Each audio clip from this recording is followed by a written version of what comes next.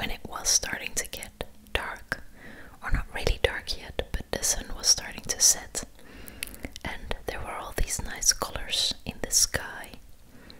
So I thought it would be nice to get my iPhone out and start recording. It is a bit of the same effect as the Watch the City Fall Asleep video that I created a couple of weeks ago, in which I also filmed the city, but then from my own balcony, and you could see this plaza and a lot of people on there, just, you know, like they're ants, little dots walking around. And then it was actually really getting dark, and yeah, we just whisper a bit about what was going on, and that is what I'm going to do right now as well. First, let me tell you about what you see on your screen. Like I said, this is the city center, and the middle of the city center actually is this part on the left side of this picture. You can see the water going around it with all these little ships, and that is truly the inner city of Groningen, and the water goes all around it. It's a pretty nice walk. I sometimes walk it by night. I live in the middle of the city center, so I just walk towards the water and one side, doesn't matter which side, and then I go either north or south, or depending on where I am and what I like, and then I just walk next to the water until I am back at the same spot, and I go back to my house again. And I'm not really sure, that walk will probably, well, it might be 45 minutes or so. I'm not really sure, but it's at least half an hour and maybe even a bit longer. No, I think it is a bit longer. It might even be more like an hour if you really do the outer borders of the inner city. Yeah, so like I said, here we're looking from just outside the city center into it, and there is all this water and these little boats, and the boats can actually stay there, you know, they can spend the night and whatever they like. And you see some typical Dutch houses just on the shore, on the left side of this picture, and then you see a big building. And well, that is strange about your own city. I don't really know what is in there. I think it might be in part an academy of some sort, but it's so big, and when I am at the place, you know, walking or on my bicycle on the streets next to this high building, then I don't really notice that it is that big, which is peculiar, I think. I mean, I do notice that it is a big building, but if I look at it from this side, it feels way bigger than what it feels close up. I think it might be the same experience that I have when I am in New York, especially in Manhattan. I've been there a couple of times now, and I'm always so surprised that if you look at Manhattan from a distance, you can clearly see all these different buildings, and of course they're all tall, but they don't really look alike, you know, not really. They all have their own style, and they all also have their own height. Some are really, really high, and some are just like moderate high, but then when I am actually walking in the streets of Manhattan, then it feels like the buildings look alike, and somehow I don't notice anymore how high they are. Of course, I can just pause and deliberately decide to take a look and look up, and I do that sometimes because there's a lot of beauty to be found if you look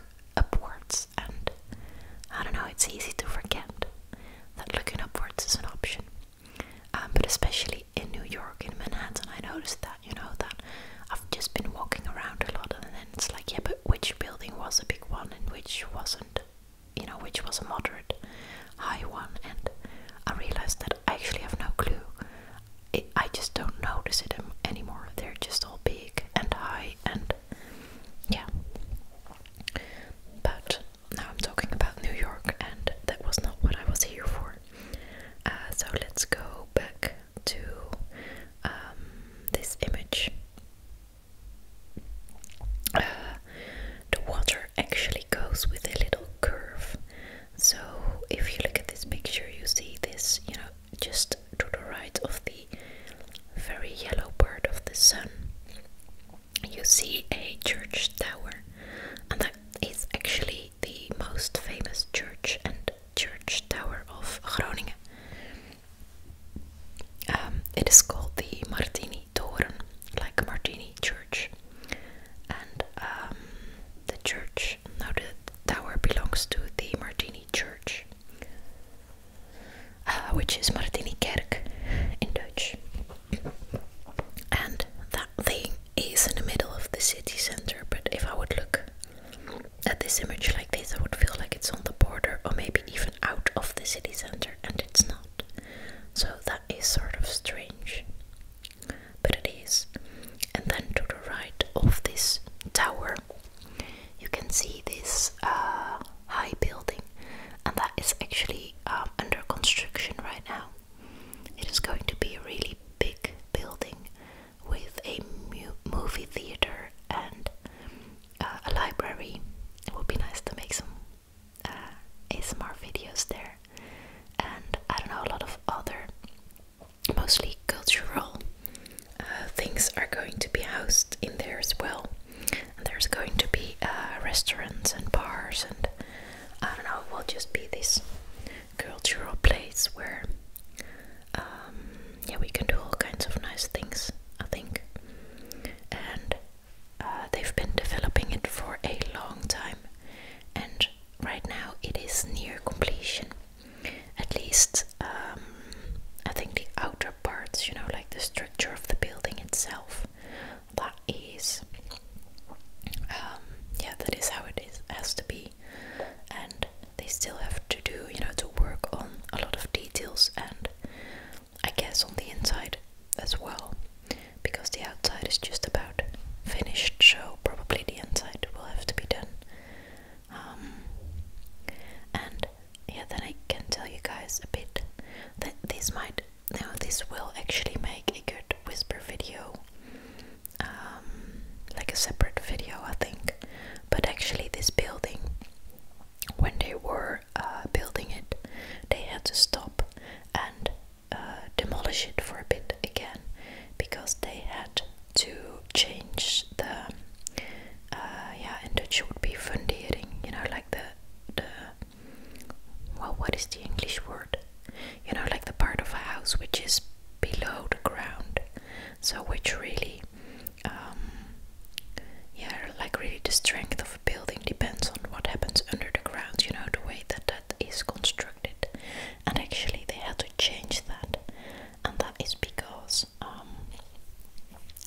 you probably won't know, or maybe you do if you live in the Netherlands.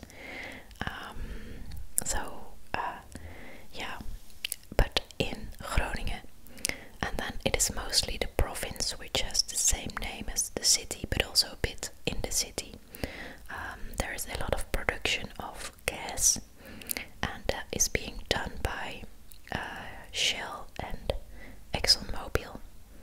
And this production of gas is causing earthquakes, like a lot of them, and they are not as heavy that buildings have collapsed. There might come a big one, geologists say, so that might happen in the future, but so far luckily that has not happened.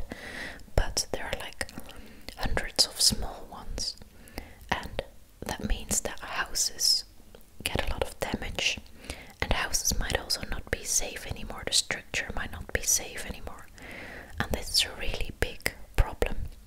And on top of this being, well, of course, dangerous and frustrating, also the way that the problem is solved is not very good.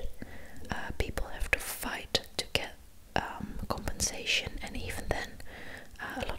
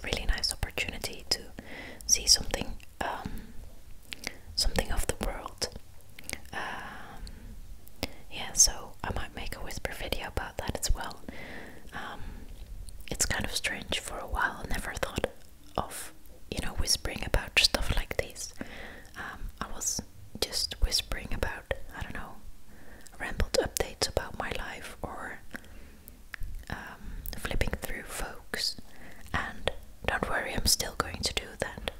By the way, I don't know if I mentioned that, but recently I did a folk video and I did renew my subscription, or I got a subscription, so to speak, for 8 issues, and that actually wasn't that expensive. And they also sent me a box of like vegan, or I don't know, at least cruelty-free beauty products, like stuff for a bath and I don't know. And I received the box, but I haven't unpacked it yet because I thought that would be a great video as well. So I'm going to make those things. So it's not that I don't like those types of videos, but for a while I just thought that was all there was. That was what ASMR was. And I don't know, just recently it's like, no, but I love taking pictures, and I take pictures a lot, and I can just show you them, and I can tell you about my work as a journalist, because all this earthquake stuff, I've been writing about that a lot as a journalist recently. And yeah, we had this big project that I was actually nominated as Journalist of the Year with 2 of my colleagues last year, which was pretty exciting. And well, we did not win in the end. 2 other journalists were announced Journalist of the Year, but still, yeah, it was nice. But well, that's for us as journalists, because of course for the people living in Groningen it's a lot of insecurities, and yeah, they just really have to, you know, they have all these battles, and it is really not a good situation. But I'll tell you more about that in another video. I might shoot some footage when I'm driving around or taking pictures. I don't know, I'll have to see. But I'll tell you more about that in an upcoming video. But for now, let's go back to this building that is being created at the moment. They actually had to change the foundation. Hey, the word is foundation, right? It is foundation. Why didn't I know that word before? See, I just have to ramble a bit and take you know, like a long road to make my point, and then bam, the word is there. So yeah, they had to demolish it a bit so they could reach the foundation again, and then there at the foundation they had to make some changes in order to make the building, you know, to prepare the building for a big earthquake that might happen. So yeah, that was it was costly. I think it cost about 60 or 68 million dollars, no, euros, so even more in dollars, euros, just to make the enhancements. So yeah, and I do think that the oil companies paid for that. And also it's kind of a strange situation, because you know, this is a new building, so of course it has to be safe, so they put all this money into the foundation to fix it. But then, for example, this church I was talking about, that's this monumental church that has been there for, I don't know, hundreds and hundreds of years, and we're not going to check that foundation, we're not going to change that foundation, because that would ruin the church. But of course that building might collapse as well if a big earthquake happens. So that is sort of a, well, strange situation. And yeah, I think it's strange. And well, it also makes sense, because yeah, what can you do about an old church? Yeah, of course you can demolish it, but you know, you don't want to do that. You want to keep it. And then if you build a new building, well, yeah, then of course you have the chance to do it right. So of course you do. But somehow it still feels a bit strange to me.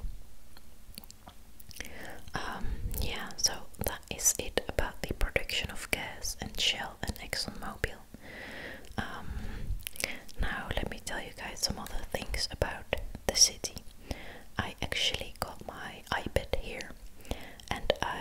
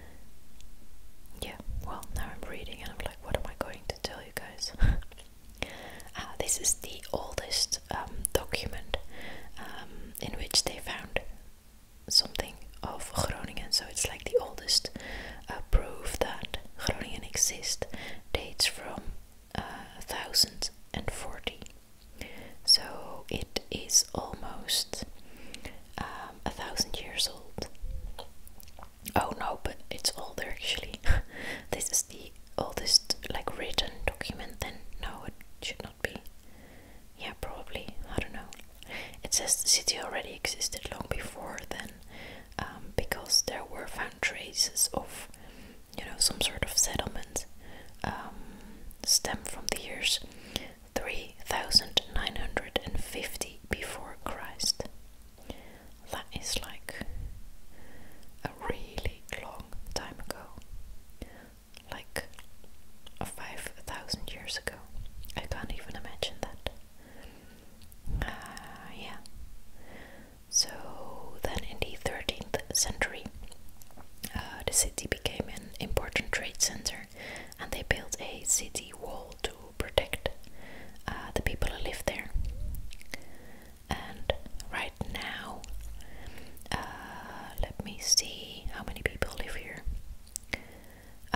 In the city there live just a bit over 200,000 people. And that is just if you take the city itself. If you go for the metropolitan area, I don't really know what they include in that and what not. They say it is 360,000 inhabitants and a little bit more. So then, yeah, I've mentioned this before, we've got this big university, which is nice because the university means that there are a lot of students and many of them come from abroad, and that means that Groningen is a huge international city, and there are also all kinds of bars and restaurants, and yeah, it really makes it a lively city, and I like that. And this city was founded in 1614. So yes. Yeah, then it tells us a bit about World War II. Indeed, a lot of buildings were destroyed. Yeah, especially in 1945, the last year just before the end of the war here in the Netherlands, there was this Battle of Groningen, and a lot of buildings were demolished. Were damaged. The battle lasted several days. But now I will see if I can find some more uplifting topics, like earthquakes and multinationals and wars. That might not be the best ASMR video, actually, now I'm thinking about it. That is the downside of me making these kinds of videos. But hopefully you're like really asleep by now, and yeah, you don't notice a thing about all this.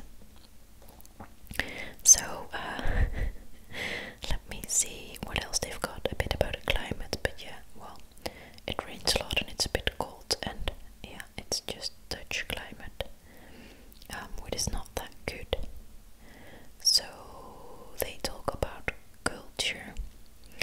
Yes, and this is one of the things why I like that we've got all these students. It says here that even though Groningen is not a very large city, it does have an important role as the main urban center of this part of the country, and especially in the fields of music and arts and education and business. And that is because of the large number of students, but also because it is the biggest city in this part of the Netherlands by far. So yeah, that sort of helps, I think, and it gives Groningen a sort of special vibe. I mean, if you go to the west of the country, there are a lot of big cities and they're close together, like Amsterdam and Utrecht and Rotterdam. And that's funny, I'm saying Amsterdam like on English, and the pronunciation in Dutch is just Amsterdam. So yeah, now you know. If you visit us, just say Amsterdam. Way better. Anyway, those cities are all close together, and on the one side that is convenient because you can just go from one to the next in like 15 minutes or half an hour. But because Groningen is like farther away, like 2 hours by train, it has all these nice cultural things, and I think it has that because you can't easily go to another place. I mean, you're not gonna go 2 hours by train to see some sort of play in a theater, right? And then go back with 2 hours, then that would be way too long to go on a night. So actually, we have